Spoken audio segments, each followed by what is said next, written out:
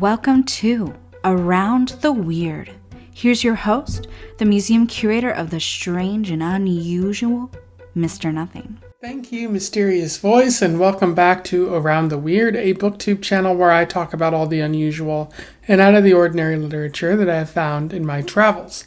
Today it is Poetry Thursday, so I wanted to talk about some intriguing poetry that I have stumbled across. And it is also that period of Pride from late May until the end of July, where I talk about LGBT poets, and I have found a good one there as well. And today's poem is all about suffering and a little bit of comfort. I am referring to Comfort Animal by Joy Ladin. For those who don't know, Joy Ladin is an American writer, Jewish American writer, and I specify that because it seems like that's a big part of their identity there. They've written a number of books of poetry, as well as a couple of memoirs as well, which have been very well regarded, and they've won a number of awards for their work. Joy Ladin is also transgender, which seems relevant to their life because they were teaching at a university. I think it was a religious university, and they came out as trans, and they almost lost their job as a result. I think they've since moved on to other institutions that are probably more supportive of their gender identity, which is great news for them. Another interesting aspect is that Joy Ladin, their work is heavily enmeshed in the soul as well as religion, God, those sorts of things, which you would think would be interesting, like the idea that a person who's trans couldn't be a religious individual, especially because of how religion has been used against that community in the past.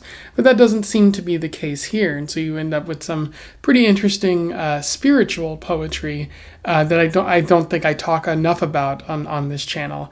It's important to highlight, all aspects of the poetry world, and maybe this is one of the gap areas. But regardless, I'm very happy to have found Joy's work.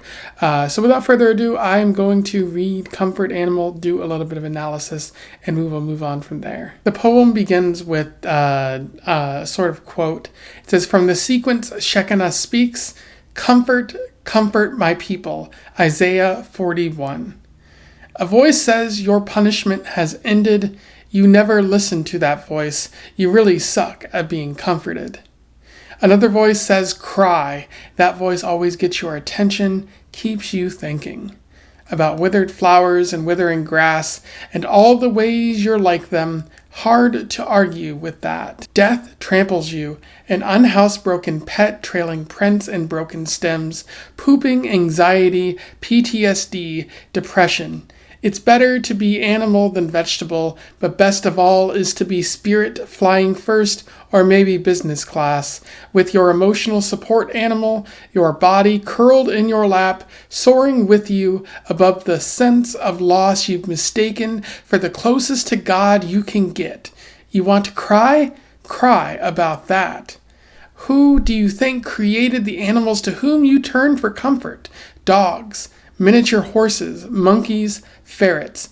Hungers you know how to feed. Fears you know how to quiet. I form them, fur them. It's my warmth radiating from their bodies, my love that answers the love you lavish upon them. Your deserts and desolations are highways I travel. Smoothing your broken places, arranging stars and constellations to light your wilderness. Sometimes I play the shepherd, sometimes I play the lamb. Sometimes I appear as death, which makes it hard to remember that I am the one who assembled your atoms, who crowned your dust with consciousness. I take you everywhere, which is why wherever you go, I'm there. Keeping you hydrated, stroking your hair, laughing when you chase your tail, gathering you to my invisible breast more tenderly than any mother. You're right. You've never asked for this. I'm the reason your valleys are being lifted up, the source of your life laid bare. Mine is the voice that decrees, that begs your anguish to end. When you suffer, I suffer. Comfort me by being comforted. So that was Comfort Animal. In terms of analysis, there is quite a bit worth talking about with this poem. In terms of narrative, it seems that an unnamed narrator is speaking to you, talking about how you've suffered, and it seems to be a burden that you bear. It says in one of the verses, "Death tramples you, an unhousebroken pet, trailing prints and broken stems, pooping anxiety, PTSD, depression." I think pooping anxiety sounds very unusual, but you're clearly the person they're talking about is under a lot of stress, a lot going on in their life, and they're sad. But this narrator is saying you no longer have to carry that burden. You can live your life. You can be happy. You can be comforted. Now, who is necessarily speaking here? And I think based on the Bible quote at the beginning and a couple of verses later in the poem, we can kind of see that it's God talking. That in an interesting way, Joy Ladin is using God as a stand-in in this poem, or not as a stand-in, but God is speaking through the voice of God, which is not something you really see in a lot of poems. It's been done before, sure, but having God sort of speak to the audience through a poem feels a bit different, a bit exciting in a poem. And so, how do we know that it's God? We see this, in the middle of the poem. It says, "I formed them, fur them, it's my warmth radiating from their bodies." And then they say, "To light your wilderness, sometimes I play the shepherd, sometimes I play the lamb." You have the idea of the Lamb of God, and God is the shepherd. So using, some Bible metaphors there, some religious imagery to highlight the fact that God is sort of speaking, telling you to, hey, chill out, buddy. It doesn't need to be that hard for you. You can relax and be comforted. Which I think is very fascinating. And there are some pretty hard lines in this poem. They say later, or pretty early in the poem, it's curled in your lap, soaring with you. Above the sense of loss, you've mistaken for the closest to God you can get. You want to cry about that. Which is a very hard and very deep, I feel line there, because it's saying you've become so close to loss, and you haven't really let it out of your life, and so you feel the closest you can become to God is by holding on to that sense of loss. And this godlike figure is saying, cry about that. That's not a way to live your life. That's pretty sad and unfortunate right there. And then later in the poem, you see some near the end, it's mine is the voice that decrees, that begs your anguish to end. When you suffer, I suffer. Comfort me by being comforted.